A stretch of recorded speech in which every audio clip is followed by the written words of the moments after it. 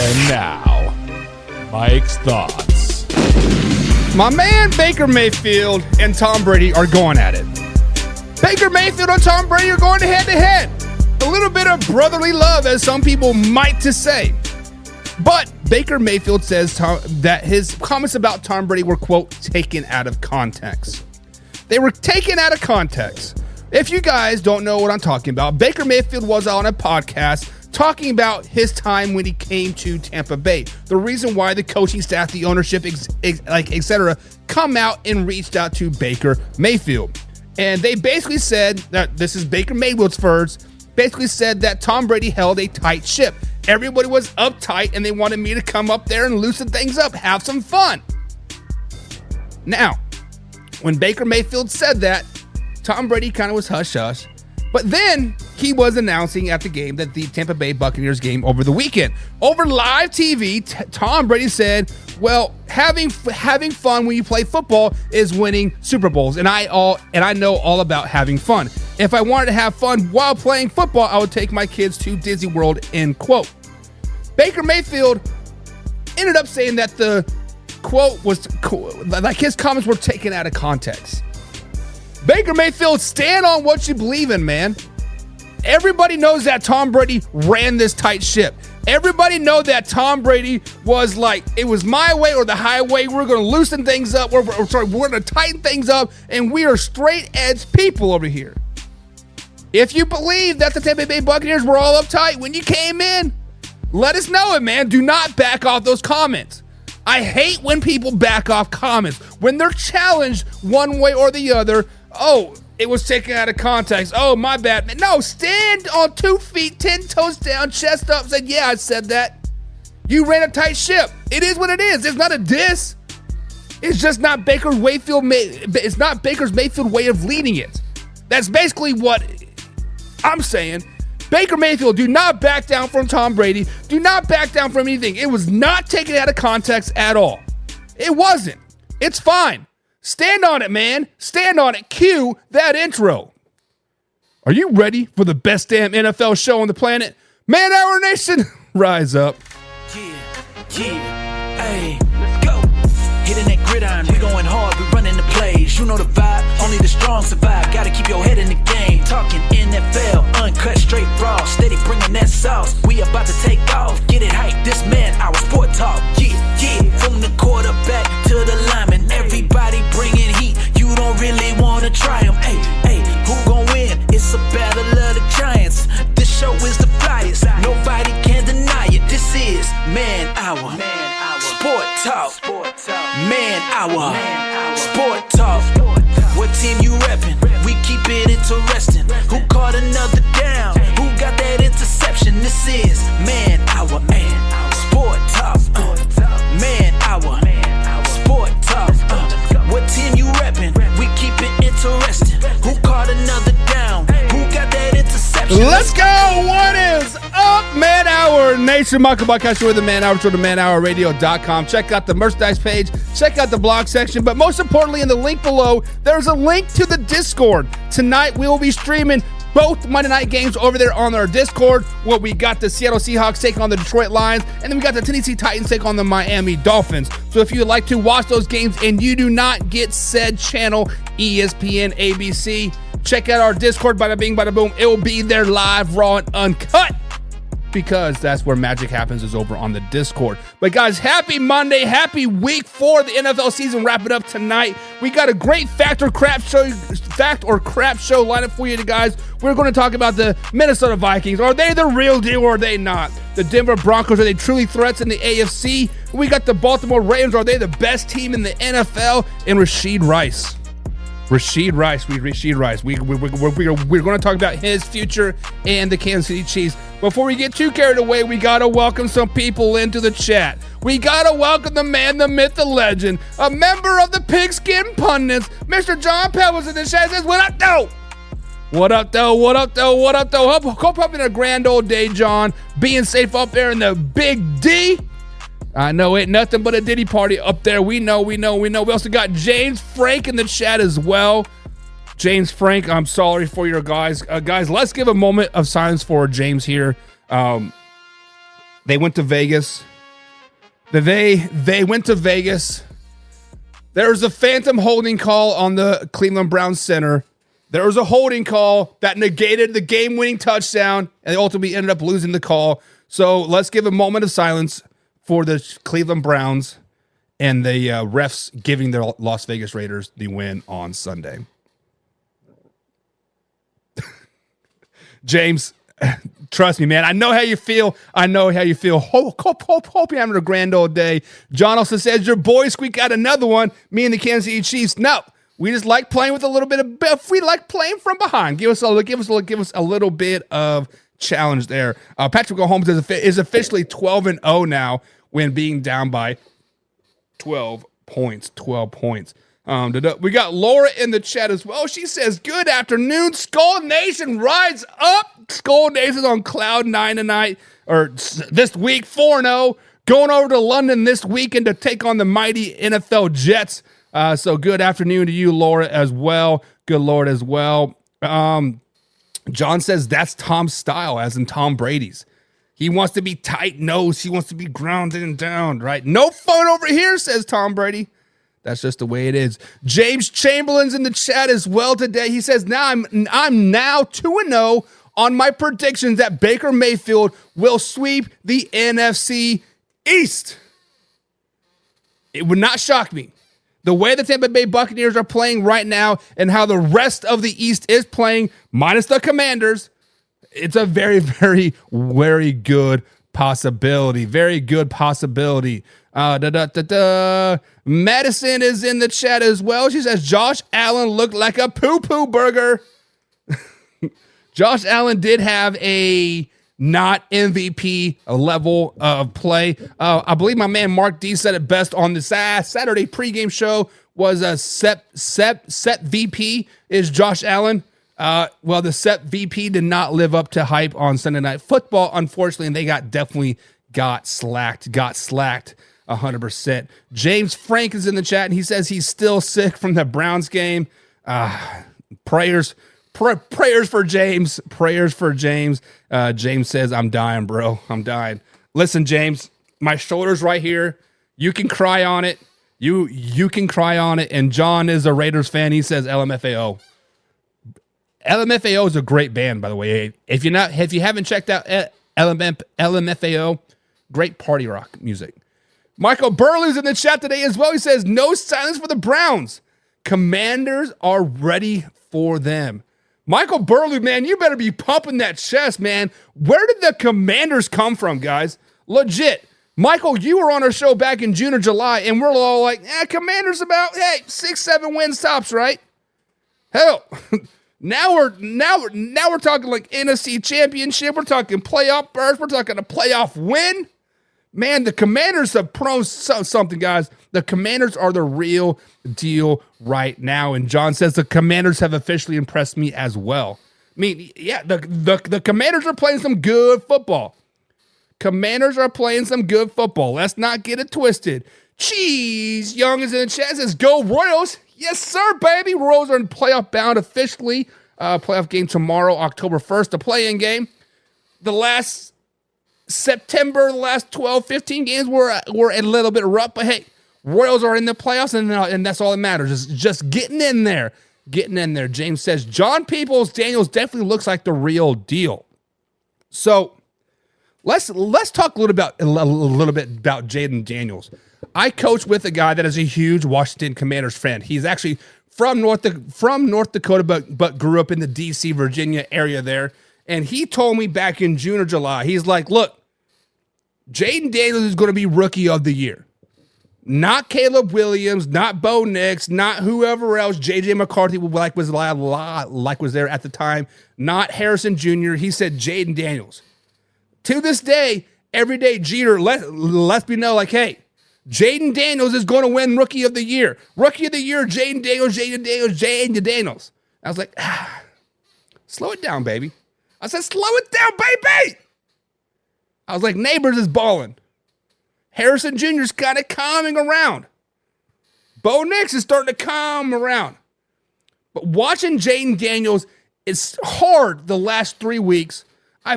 I've watched the Commanders game twice, each game twice. So I've watched them 6 times in 3 weeks.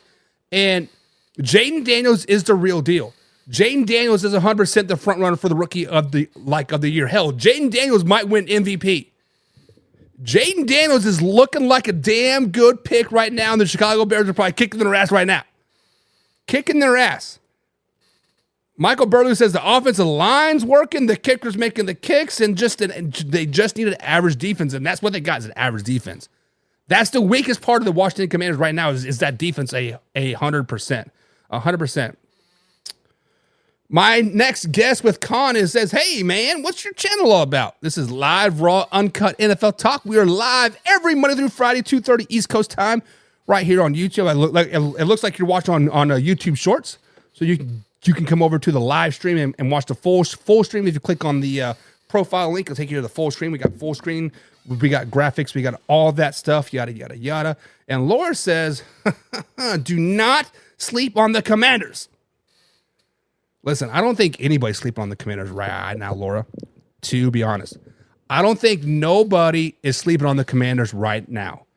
Hell, me as a passive Cowboys fan, I got my Cowboys ball right there. See it hanging up by the truck, right by my mama and Papa and me my senior year. Boom, right there. Dallas Cowboys football ball. I'm a passive fan. I'm worried about the Commanders. I'm not worried about the Giants, not worried about the Eagles, self-imploding as we speak. Cowboys, meh, it is what it is. The Commanders, front runners. Every clip says, I hate being a Saints fan. Listen, every clip's back before Andy Reid came to Kansas City. I hated being a Kansas City Chiefs fan. Every year we were 12-4, 13-3, number 1, number 2, number 3 seed in the playoffs, and insert the Indianapolis Colts, insert the Pittsburgh Steelers, first round playoff exit year after year after year at home. So I get it, man. I get it what it's like to be a fan of a team that has so much promise but can never perform. But that's also kind of what you get for having Derek Carr as quarterback. John says, if they continue to play like this, Commanders will win that division. True. But then every clip wants to chomp back. It's like, say, slow it down, baby. He says, every clip says, slow it down. Slow it down, baby. Jaden Daniels might win Rookie of the Year. Jaden Daniels might win many awards, but he is not winning the MVP. But he is good. But he ain't winning no MVP. And Laura says, I agree most definitely. Well, speaking of agree most definitely, it is time to get into the title segment of today's show. And we are going to talk about the one and the only SKOL Nation, Minnesota's Vikings. Guys, the Minnesota Vikings are potentially the real deal. The Minnesota Vikings improved to 4-0 this season with their win over the Green Bay Packers on Sunday. Started out hot, was it 21-0, and then got up to 28-7, and then the Packers reeled them in a little bit. But they ultimately win. So far this season, they have win over the New York Football Giants at New York, MetLife Stadium. They beat the San Francisco 49ers at home. They beat the Texans at home, and of course, they went on the road to beat the Green Bay Packers this season. Right now, going into Week 5, they're currently ranked 10th in total offense. They're averaging 333 yards per game with an average of 29 points per game. On the downside, they're also ranked 22nd on the defensive side of the ball, giving up 350 yards per game, but they're just letting the opponent score just 14 points per game. They're also 4th in the league in the +3 turnover differential. They have 8 interceptions to 2 fumble recoveries. So, guys, we got to ask the question. Are the Minnesota Vikings actually the real deal? Are the Minnesota Vikings actually front runners in the NFC North? Are the Minnesota Vikings actually a playoff potential NFC championship caliber team? Are they it? And I have to say no. Not because of the 4-0 start.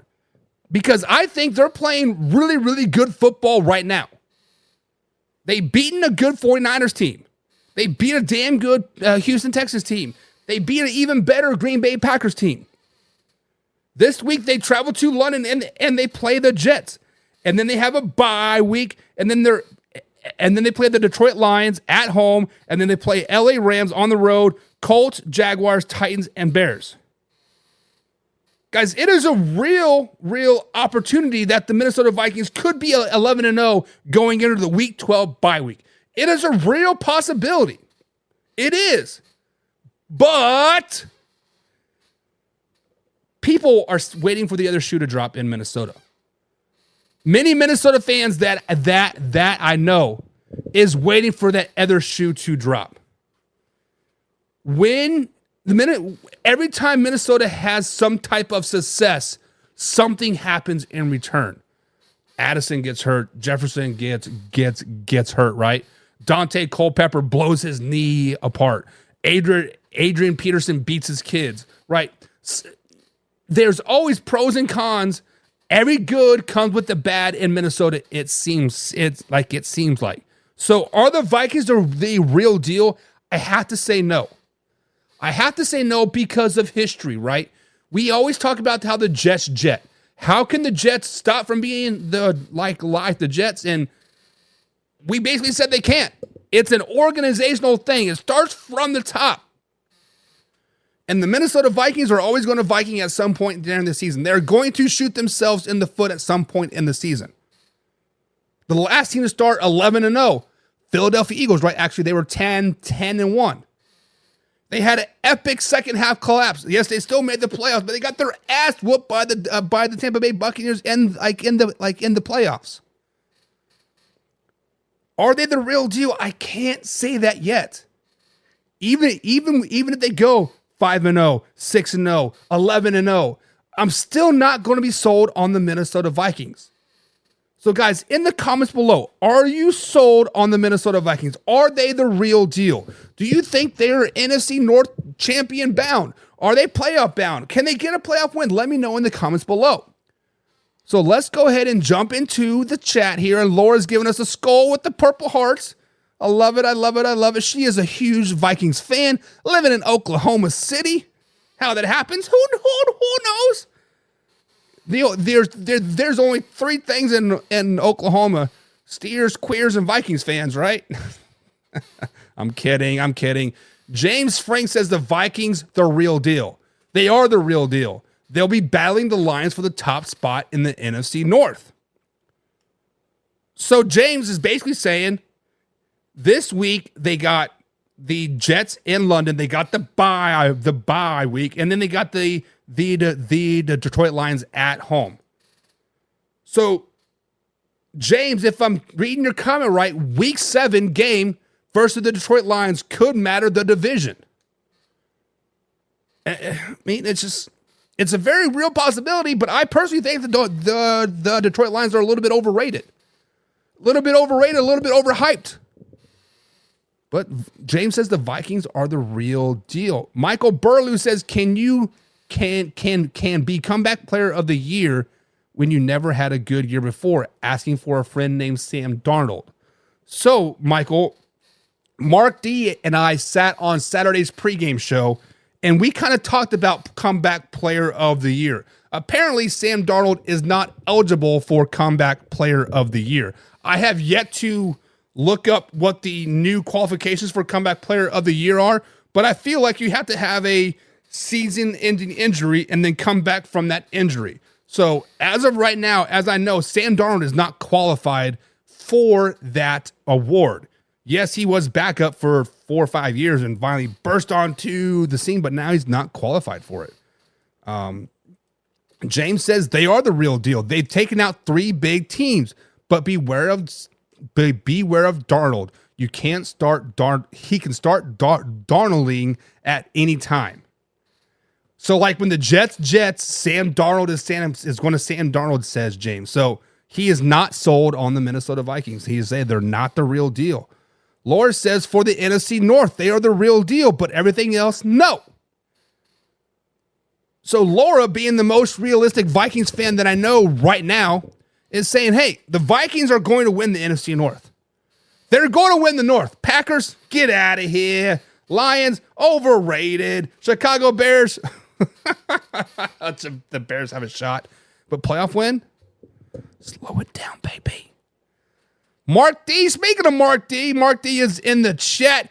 Guys, join us every Saturday night for a pregame show, about 2-hour pregame show. We break down each and every team, giving away how your team can win that particular game. He says, what up? And he says this revenge game for Sam Darnold against the Jets this weekend.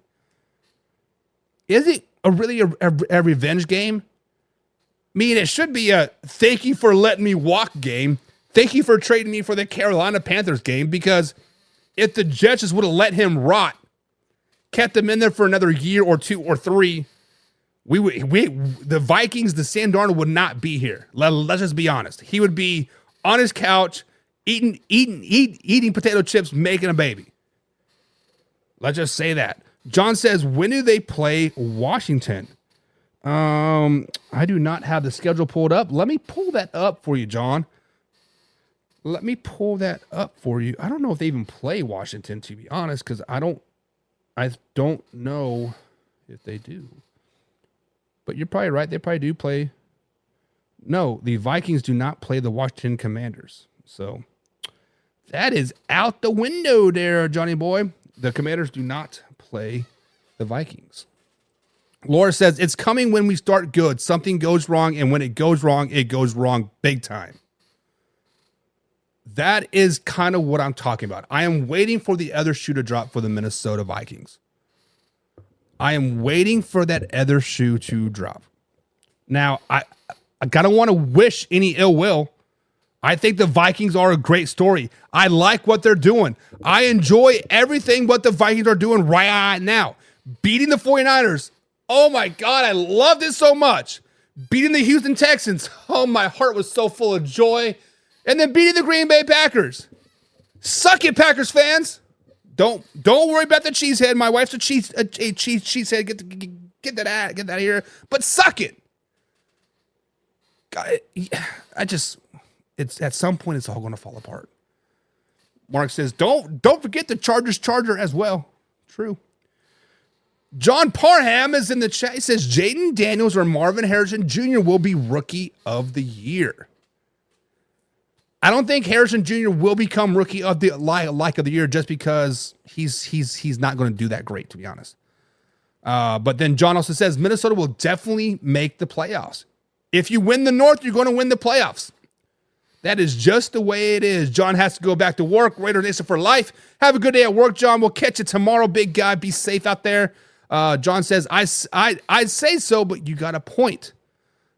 I didn't see that comment pop up as it come up, but I don't know what you're talking about out there, John, but definitely feel free to chime back in 100%. James says, I mean, Flacco was sitting on the couch and came back and won Player of the Year. So that award last season for Joe Flacco was absolutely not warranted at all. He came out and he won, 3 out of 4 games? Yes, he threw like 8 touchdowns, but also had like 5 interceptions. He was retired. What did he come back for him? No team wanting him. Like, that's basically, he retired because nobody wanted him, right? So just to say that, I'm glad that the rule has changed now, because Joe Flacco did not deserve Comeback Player of the Year last year at all. I'm just saying. I'm just saying. Michael Burlew says, I still say it's the Lions divisions. Vikings might get a wild card and they'll be one and done. I could see that. A lot rides on the Detroit Lions tonight, right? Obviously, in the NFL, we are the prisoner of the moment, right? We see a shiny object, we're like, whoo, right? But back over here, we still got the Detroit Lions. Still got the Detroit Lions kind of rumbling, kind of stirring alike a little bit. And once the Vikings start to go this, you might see the Lions go crunch on them and they're like, oh, shiny object, right? It is all about the momentum. And obviously the Lions have a good team.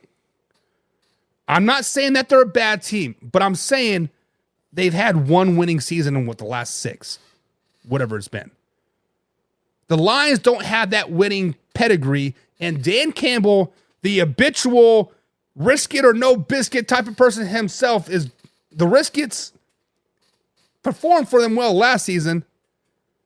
But this year, the Riskets are kind of like, But I can concur. Welcome to Miami, Laura. What are you even talking about? James says, I sound like a Browns fan. Listen. It is what it is. Mark D is clarifying the comeback player of the rule now, saying you have to come back from an injury. So he's saying Aaron Rodgers will more than likely win comeback player of the year. Not if he throws for 1 for 7 yards again.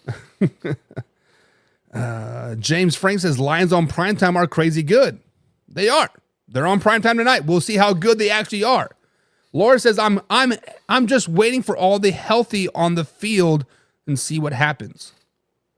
It was nice seeing Addison back on the field last night for the Vikings. And James thinks like, nah. Nicholas Jamar Chubb will win comeback player of the year. Well, James, I understand you are a Browns fan, but we have yet to see Mr. Nicholas Jamar Chubb on the field. So to win the award, you have to be on the field, but we will see. So can you get injured during the season and then come back and then win the award? Because if so, Isaiah Pacheco, he'll be out 6, 7, 8 weeks with a broken leg and then come back and rush for 1,000 yards. That's comeback player of the year status in my book. It is what it is. But guys, are the Vikings the real deal? That is the question of the day. Are the Vikings the real deal? With that being said, guys, every Monday right here on Man Hour NFL Talk, live 2:30 East Coast time, every Monday through Friday, we do a beautiful thing called Fact or Crap. I've been trolling the old interwebs, been on Twitter machine, been on Instagram, Snapchat, whatever, all the social medias, out there running my mouth, talking that shit like you guys can do here each and every day. I enjoy it. But I've been out there, I've been testing the waters. And I'm going to ask you guys if something is a fact or a crap. It is very, very simple. I will put out a statement out there, and you say fact, I agree with it, Buck, you're right on, or crap, that's doo-doo. You're stupid. You're a clown, right? Fact or crap. So the first fact or crap of the day is we got to talk about the one and only Denver Broncos. We got to talk about the Denver Broncos. The Denver Broncos have improved to 2-2 on this young NFL season. They have wins the last 2 weeks over the Buccaneers and the Jets, respectively. Right now, they have the second-ranked defense in the NFL, giving up just 256 yards per game and just 14 points per game. Last 2 weeks alone, they had 7 sacks on Baker Mayfield with 9 hits and 5 sacks on Aaron Rodgers with 14 hits. So, guys, fact or crap, are the Denver Broncos a threat in the AFC? As we know, they have a good defense. And defense can win you a lot of football games. Hell, a defense can win you championships, a.k.a. 2000 Baltimore Ravens. However, along with the second-ranked defense, they have the 26th-ranked offense. They're averaging just 266 yards per game, under 15 points per game. Yes, I know, Mark D. Do not bite on my head. Bo Nix is still a rookie, and this is only his 4th game into his NFL career. He is improving.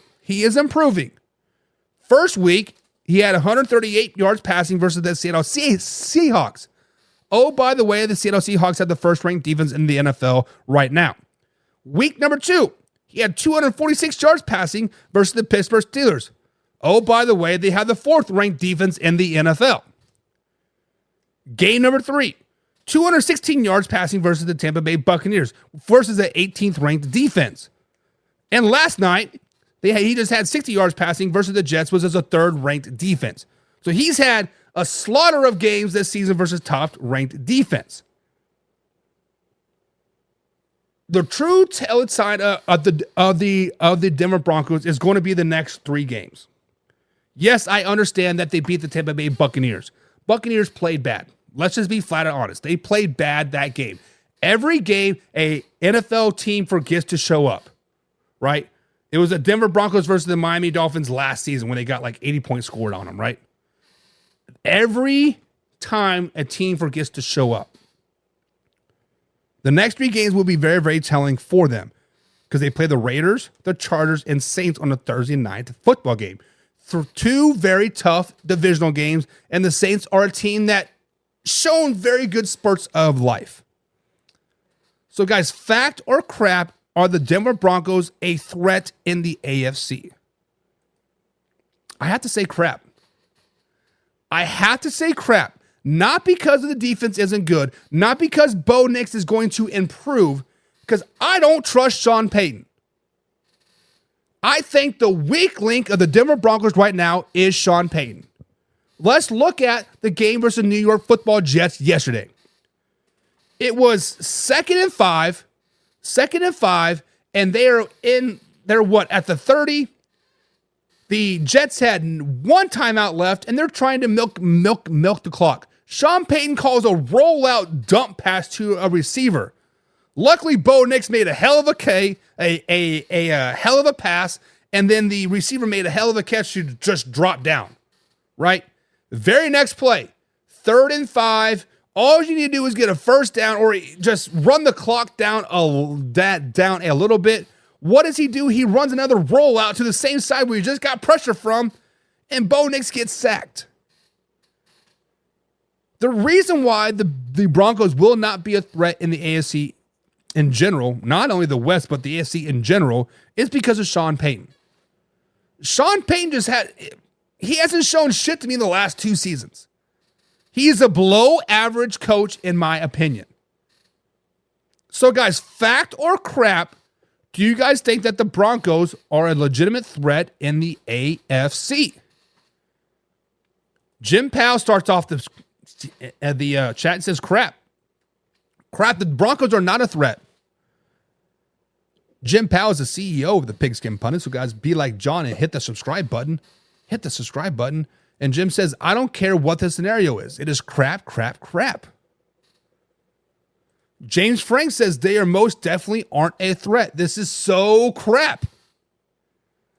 Even give the old poopy emoji. Crap. Casey Morgan's in the chat. Speaking of a Pigskin Pundit, another Pigskin Pundit here is in the chat. He says, anything about the Broncos is crap. They're coming in last in the AFC West.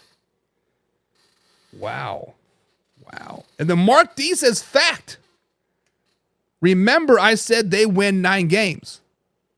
You did say that, Mark. But also, you were picking the Jets to beat the Denver Broncos on Saturday, and I had to talk you out of it. I'm like, hey, man, root for your team. Root for your team. But hey, a dog's ass gets shined on twice a day. Jim Powell, 2023. Laura says crap. Jack Bourbon's in the chat. Sorry, Jack Barron says Bills and Bucks. Bills and Bucks what? Michael Burlew says crap. A decent kicker in New York, and they are 1-3. We don't talk about their defense. Also, on the flip side of that coin, Michael, if the Broncos had a decent kicker, the Jets kicker doesn't have a chance to win the game because now they're down by 4 points and they need a touchdown. So that conversation can go both ways. Trying to be devil's advocate here, that conversation can go both ways. Kickers had a shit show, right?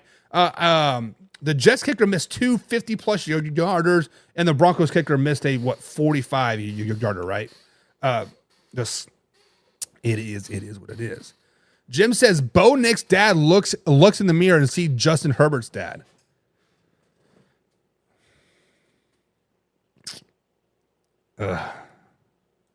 Mark says their schedule does get easier. So, since you played a gauntlet of the schedule earlier in the season, right? Playing the Bucks and playing the Jets, right? And then you play the Raiders, Chargers, and the Saints on Thursday the next few weeks. I don't think their schedule gets easier, Mark. because they still play all of the AFC West, right? You play the Chiefs twice, you play the Chargers twice, you play the Raiders twice.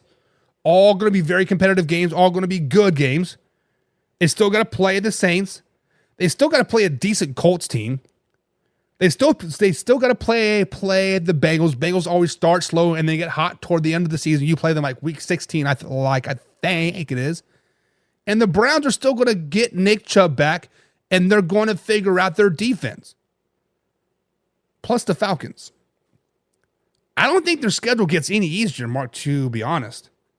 And if I remember correctly, that's why I said the Broncos were only going to get about 5-6 wins, was because of their hard schedule. Jack Barnes says the Jets overlooked the Broncos. But he does say crap, bro. Crap. Sugar Tumar is in the chat. He says, I'm going to say one thing. Sean Payton has never had less than 7 wins. Sean Payton, Sugar, has never started a rookie quarterback either. Times are turning there in Denver. Times are changing. And Derek says they're not a threat in the AFC West. James Frank says, so Kevin Stefanski just got a younger Sean Payton. Probably. Casey says the Bills did not show up last night. They did not. And Mark D, we're going to talk about Rashid Rice here in a minute. And no, we're not going to talk about the karma or whatever. But guys, Factor Crap, are the Broncos a threat in the AFC? Let us know. Next up. We got the Baltimore Ravens. The Baltimore Ravens went out and they flexed on the Buffalo Bills last night. After starting 0-2, they have now rattled off 2 wins in a row, and they've dominated both of those games with wins over the Cowboys and the Buffalo Bills. I know the scoreboard's not going to show domination of the Dallas Cowboys, but they dominated the Dallas Cowboys. In the last 2 games, the Baltimore Ravens have rushed for 271 yards versus the Buffalo Bills and 274 yards versus the Dallas Cowboys. So guys, fact or crap, are the Baltimore Ravens the best team in the NFL? When we look at the Baltimore Ravens, guys, all offseason, we were talking about how great they were going to be with the addition of Derrick Henry. Yes, they lost Patrick Queen. Yes, they lost Stone and some other defensive pieces, but they were all worried about Derrick Henry adding into that great offense and just running down people's throats. And the last 2 games, that's exactly what they've done. They rushed for 271 yards versus the Buffalo Bills and 274 yards versus the Dallas Cowboys. In the 2 losses this season, they still rushed for 151 yards versus the Las Vegas Raiders. However, Derrick Henry had 1 touch in the 4th quarter with a 10-point lead. And then they lost to the Kansas City Chiefs when they rushed for 185 yards, and Derrick Henry just had 2 touches in the 4th quarter. So factor crap, are the Baltimore Ravens the best team in the NFL? And I have to say fact. I think it is a fact because they do have one of the best running backs in the NFL. They do have one of the top athletic quarterbacks in the NFL. And when you look at the best team in the NFL, you look during regular season. Baltimore Ravens are a great regular season team. Lamar Jackson is pretty damn good in the regular season. Derrick Henry, pretty damn good in the regular season. The rest of that defense, pretty good in the regular season. The Baltimore Ravens have a really, really good team on paper. And now they're starting to translate that into the field. Yes, they went through a few growing pains the first 2, 3, 4 weeks of the season. Maybe they're already past that. Maybe their growing pains are now over. But right now, if they played the way they played last night, they're going to beat the Buffalo Bills. They are going to beat the Miami Dolphins. They are going to beat the Kansas City Chiefs. They are going to beat the 49ers. There is no team in the NFL that can hang with the Baltimore Ravens if they played the way they played last night. But in hindsight, this is a regular season conversation. This is going into week 5, into week 6. Are they the best team right now? Yes, they are the best team right now. But much like the Denver Broncos, they have a problem with coaching. Harbaugh, when the game gets tight, hit butthole puckers, and he's a shit-ass head coach. When they come to the playoffs versus a team like the Kansas City Chiefs that can put up points at will if they want, they think they got to go toe and default everything they did. So right now, yes, the Baltimore Ravens are the best team in the NFL. As a Kansas City Chiefs fan, I am saying this. I do not want to play the Buffalo Bills right now. Going into October and into November, I do not want to play the Baltimore Ravens. Middle in December and beyond, yeah, give me them. But right now, it is a fact they are the best team in the NFL. So guys, fact or crap in the comments below. Are they the best team in the NFL? Fact or crap? Let me know. Casey Morgan says crap. They are not the best team in the NFL. So, Casey, if they are not the best team in the NFL, who is the best team right now? Oh, and he actually already answered that. And he says, in my opinion, the best team at the moment are the Vikings till someone beats them. They are the top threat in the NFL. With Baltimore teams, they just need to force Lamar to throw, and they'll be dead in the water. Not wrong. That is how you beat the Baltimore Ravens.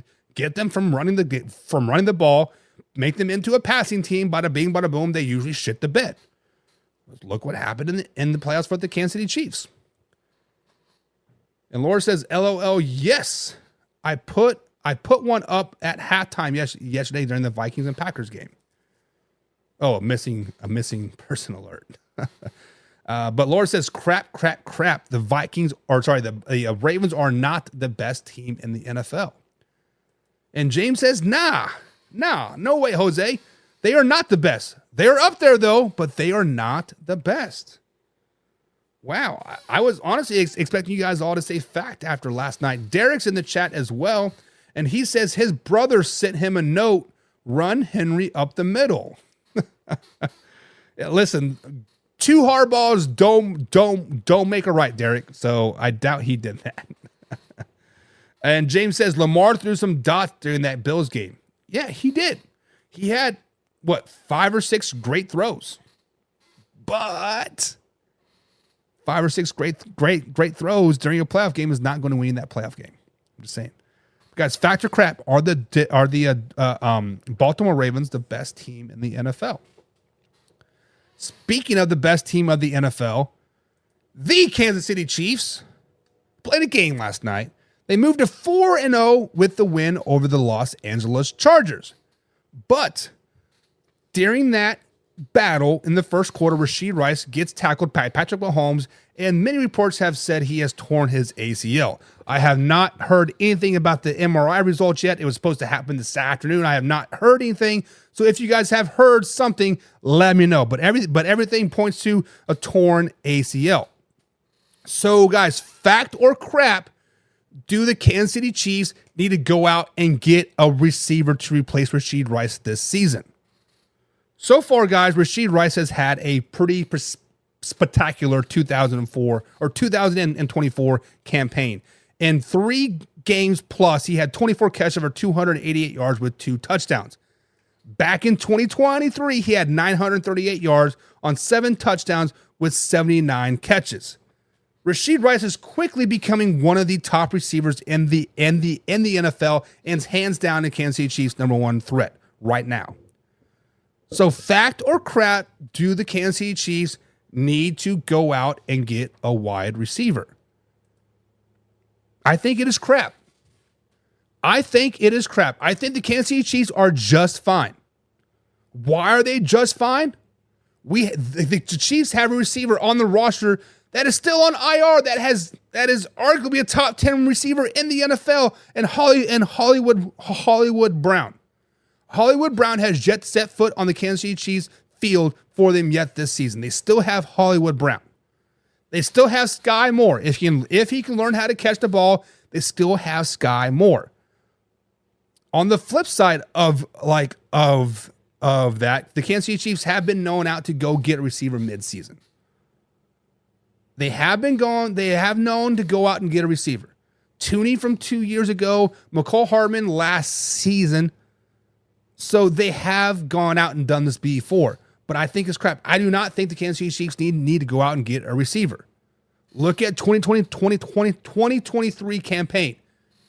Did anybody know about Rashid Rice? Did anybody know about Sky Moore? Did anybody know about Justin Ross? The Kansas City Chiefs had one of the worst wide receiving cores in 2023, and Patrick Mahomes made them better throughout the season. Yes, there might be a little bit of a learning curve, but he's going to get them up to par. He's going to get Juju. He's going to get Hollywood Brown. He's going to get Sky Moore. He's going to get Xavier Worthy, etc. They're all going to step up, and they're going to be fine. It is a crap. I do not think they need to go out and get a receiver. But if they were to entertain that idea, if they were to entertain the idea of going out and getting a receiver, there are 4 potential receivers that I think that could be a decent pickup. If the Tennessee Titans lose tonight to the Miami Dolphins, DeAndre Hopkins could be on the trade market. The Chiefs could offer some type of draft capital to D-Hop and bring him in there. The Jacksonville Jaguars, obviously not going to do much this season. Christian Kirk. They could go out and get a receiver like Christian Kirk. I think he would be a great fit for the Kansas City Chiefs as well. Cleveland Browns and Amari Cooper. Amari Cooper is just, he has 1 year left on his deal. He wants to get paid. He wants to get those dollar bills, y'all. Also wants to win a ring. Might take a little discount to come, or the Browns could, get a first round pick for Amari Cooper, send him to the Chiefs, bada bing, bada boom, when that ring could part ways. Also, another receiver that I could potentially keep my eye on is Deontay Johnson from the Carolina Panthers, formerly of the Pittsburgh Steelers. So if the Chiefs decide to go out and go that route, they have done it before the last 2 seasons, actually. Look out for names for like D-Hop from the Tennessee Titans, Christian Kirk from the Jaguars, Amari Cooper from the Browns, and of course Deontay Johnson from the Panthers. But I think it is a crap. They don't need a receiver. They might want one. They might go out and get one, but they don't need one. So guys, factor crap. Do the Kansas City Chiefs need a receiver moving forward if Rashid Rice is definitely out for the season? Casey says, go back to the KC game. Lamar could have won the game if he could hit his 2 open receivers twice. Yeah, that is fact. Missed 2 wide open receivers in the end zone. James Frank says, Amari Cooper to KC. For what? I don't know, but I think it happens. Correct me if I'm wrong, James, but I believe Amari Cooper just restructured his deal to have $25 million guaranteed in his contract this season. So all of his money for this year is guaranteed money. But Amari Cooper to the Kansas City Chiefs would be nice. And I think the Chiefs would be willing to give up a first-round draft pick for a receiver like Amari Cooper in the gentleman's agreement that a contract will be worked out next season, right? Because I don't think the Chiefs are going to give up a first-round pick for Amari Cooper for a rental season for 9 games or whatever it is, right? 10 games left. I don't think that is going to happen. I think Amari Cooper would come in and would need some type of long year deal. Laura says, crap, don't you have Worthy? They do have Xavier Worthy, but Xavier Worthy is a raw talent. He is a raw talent, and he is going to take time to develop. So maybe by week 13, he might be able to fill the spot of Rashid Rice, but these next 9 weeks is very, very critical for the Kansas City Chiefs. Casey says Rice is done from the season for what I've looked at and what I'm saying. Fact. He's saying fact that the Chiefs need to go out and get a receiver right now. Casey also says that Worthy is just a gimmick receiver, not a receiver number 1. See, Casey, I would have said that week 1 and week 2. But last night, I saw a route where he did a hitch and go. He was double coverage, and he was wide open. Patrick Mahomes hit him in the money. Hit him right in the hands. Like very few receivers so speed kills, right? Tyreek Hill is a terrible route runner, but he had quickness and like he had speed, and Patrick Mahomes knows how to use that. Now, I'm not saying he's a number one receiver right now, but give him a couple years, give him this season, he could definitely be a number one receiver depth, right? AOL Kid 121 says they have no wide receiver depth. Any more injuries and they are toast. But you see, AOL Kid, that is where you're wrong. The Kansas City Chiefs do have receiver depth. They actually cut a fairly good receiver in Tooney this offseason because they do have so much depth. If you look at the roster right now, they have Xavier Worthy, they have Justin Watson, they have Juju, Sky Moore, McCall Hardman, and Hollywood Brown. There's 7 receivers right there on the roster, and they might bring up they might activate a receiver from the practice squad, right? They have depth and they have good depth. That is why people were so high on the Chiefs three-peat this season, was because of the depth. Last year, we were worried about the receiver core. What, the most drops in the NFL, right? Not a solid number one receiver going into week 15. Who's our guy? Who's our guy? Who's our guy? This year's a little bit different. Now we're worried about the running back room. If Carson Steele fumbles one more time, I swear to effing God, I'm going to drive up to Indianapolis, Indiana, and smack his mom. I'm kidding. Casey Morgan says, no one wants to know about Sky Moore. He was a disappointment pick. Sky Moore has a bunch of potential. I just don't... He has potential, but right now his confidence is shot. You get him into the game and force feed him the ball 4 or 5 catches, his confidence is going to go up in Sky, and Sky Moore will be A-okay. Derek says, crap. Casey doesn't need a receiver if Kelsey gets going. And I forget who it was. It may have been James Chamberlain. In the chat today, I said, is Kelsey a player that needs to step up? And I think Jason Kelsey is eventually going to step up and going to have a good season. So fantasy owners, don't sweat it yet. Casey says, I want to see Cooper and Red and Gold. Say it again. I want to see Mari Cooper, Red and Gold, baby. It would be nice. It would be nice to have a big body number one receiver. James says, I don't want draft picks for the Browns. I want old line. You're not going to get an old line. We might send Juwan Taylor over there. James Frank says, that's valid. Worthy will be a beast. I think I give him time. I think he will be a beast. Casey says, Chiefs won a Super Bowl with Juju as number one receiver. Then won a Super Bowl with the worst receiving core in the league. With the most drops passes, the Chiefs will do the Chiefs will do what they always do to adjust and win. Exactly what I just said, Casey. You are spot on, man. Spot on. James says, nah, you'll all be okay. You got Cream back. You'll be okay in the running back room. I know I know he's older, but he's still a beast. Cream Hunt played lights out last night. Coming from the practice squad, being a third running back. I actually just looked at the depth chart. They have Carson Steele as the fourth running back now. Thank you. Cream Hunt as number one. Plus, we forget Clyde's Edward-Helaire is due to come back from IR this week as well. So definitely having right. And James says Casey Morgan, talking to Casey, says he definitely deserves a ring, that man Hart, meaning Amari Cooper, right? So guys, fact or crap, do the Chiefs need to go out and get a receiver? Speaking of fact or crap, here on this Monday edition, guys, we are going to start something new. We are going to start something new on this beautiful Mondays, and we're going to call it MVP Mondays. So every Monday, I am going to post an image like this on our beautiful Facebook page and in our channel chat that basically says, who is this week's Monday MVP? And this week's MVP, we have 4 candidates. Where's my paper at?